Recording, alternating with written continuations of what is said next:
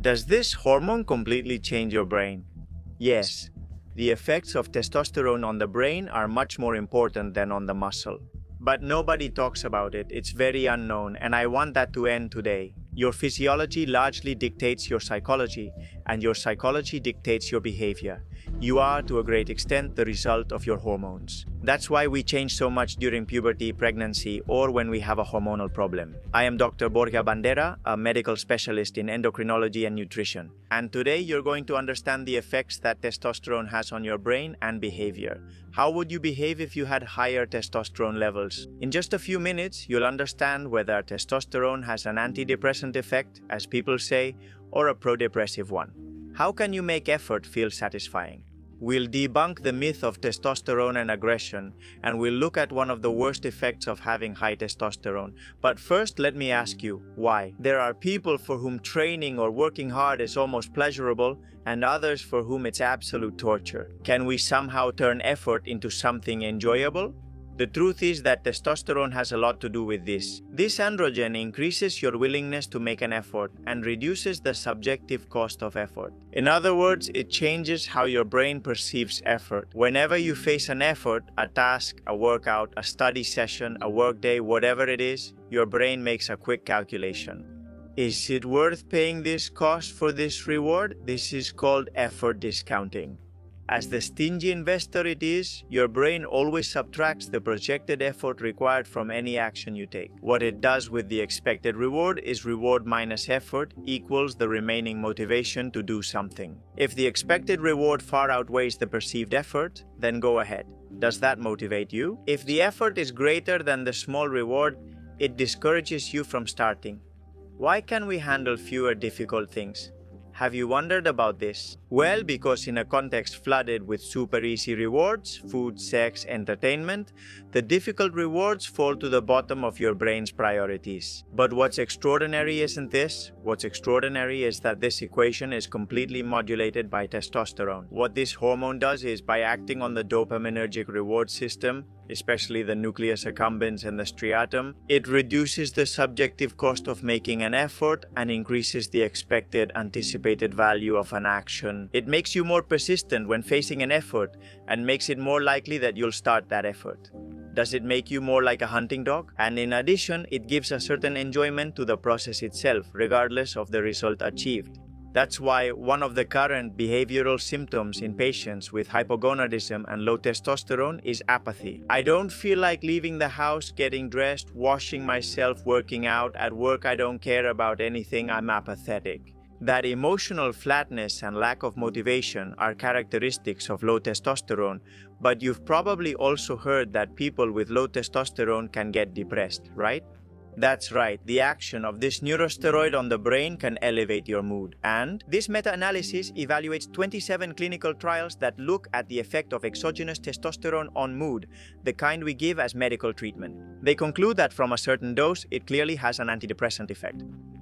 However, in all patients with depression, the results are contradictory, with the greatest benefits seen in subgroups of men with dysthymia, which is a slightly lower mood state, chronically with human immunodeficiency virus and depression, or depression resistant to other treatments, but not for all men with depression. But be careful, because this antidepressant effect quickly reverses if we keep increasing the dose. In fact, very high levels of testosterone increase the risk of depression and hypomania, a state of excessive energy, lack of sleep, and impulsive decision-making. Remember that, after cardiovascular disease, psychiatric illness is the one that affects the most, especially users who abuse anabolic steroids. Do these users end up developing depression, mania, severe anxiety, aggression, what is known as roid rage, the steroid fury, or even psychosis? There is plenty of evidence for this, but let's move on to something more positive.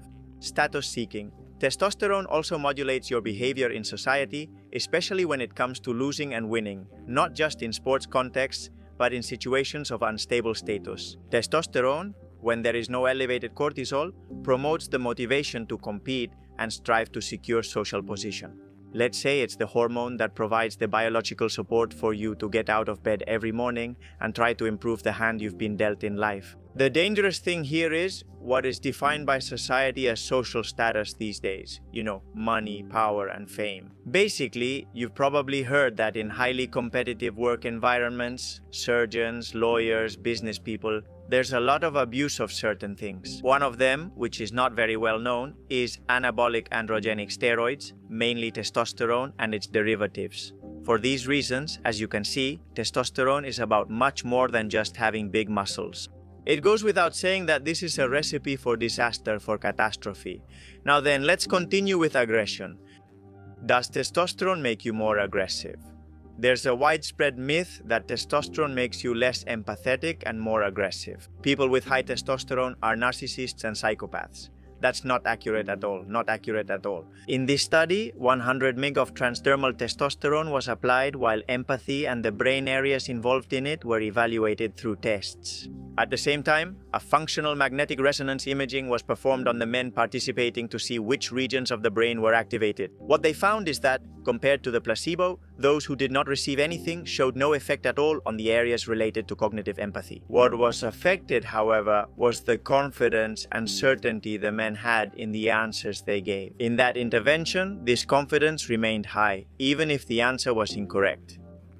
This is a very important point to keep in mind, since artificially raising testosterone can create a state of false security or overconfidence in oneself, and this is not positive either. In this other study, when receiving testosterone, the participants had greater empathetic responses to the pain of others. In experimental studies, administering testosterone to healthy males increases the rate of pro-social learning and sensitivity to social rewards. This translates into a greater ability to learn caring and generous behaviors toward others, especially when these behaviors can improve social status. So, no, it doesn't make you more aggressive or less empathetic, and in certain contexts, the opposite is actually true. Now, it can make you more impulsive. Be careful with this point, because yes, it's clear that testosterone makes you less reflective and more impulsive. Researchers at Caltech analyzed this hypothesis and discovered the following. Pay attention. Testosterone inhibits the rational process of checking the validity of your decisions and increases your ability to trust your intuition. Mistakenly, the authors proposed an exercise to the participants. They told them, "Sit there, I'm going to ask you a question." And then they said, "If a bat and a ball cost $1.10 in total and the bat costs $1 more than the ball, tell me, how much does the ball cost?" Most of those who received testosterone gave the answer of 10 cents. But that answer is incorrect, obviously, because if the ball cost 10 cents, then the bat would cost $1.10. The correct answer is 5 cents for the ball and $1.05 for the bat. But to get there, you have to rationally review your intuitive answer, the first one that comes to mind, and correct the mistake. This is what testosterone doesn't contribute to. Being more decisive or impulsive, yes, it can be useful, especially for those who overthink, procrastinate, and never take action. But for those who are quick to make decisions, a good dose of rational thinking usually does more good than harm. Keep that in mind, and that's also something positive. It reduces social phobia and baseline anxiety. Neuroevolutionary theories describe social phobia as a behavioral tendency acquired after recurrent social defeats that lead to an avoidant attitude. We know that more extroverted men usually have higher baseline levels of testosterone in studies. But testosterone doesn't eliminate anxiety. What it does is facilitate adaptation to anxiety-inducing stimuli and reduce the social avoidance response. In other words, it makes you more capable of facing events that would otherwise cause you terrible anxiety. A meeting, a date with a girl or a guy, a presentation, a talk. In fact, in social phobia, exposure therapy is enhanced and more effective in those who receive testosterone as treatment. And finally, it makes you more ambitious. We usually think that ambition is a fixed personality trait, something you're either born with or not. You either have it or you don't. But, as with almost every aspect of your behavior, there are biological modulators behind that desire to want more and more and more. Do you remember what we said before? Testosterone reduces your fear of punishment and increases your sensitivities. In a way, it makes you lose your fear of risk. If you give someone testosterone in a competitive context, do you know what happens? Their fear of losing disappears, and their obsession with social status skyrockets. The evidence tells us that this effect is brutally powerful. In what is known in the United States as underdogs, in people who don't yet have the status they want or who feel their position is at risk. That's where testosterone gives you that persistence in the face of adversity. We're done for now. What else would you like to know about testosterone? See you in the next video. Thanks for subscribing. Big hug. Let's keep empowering each other.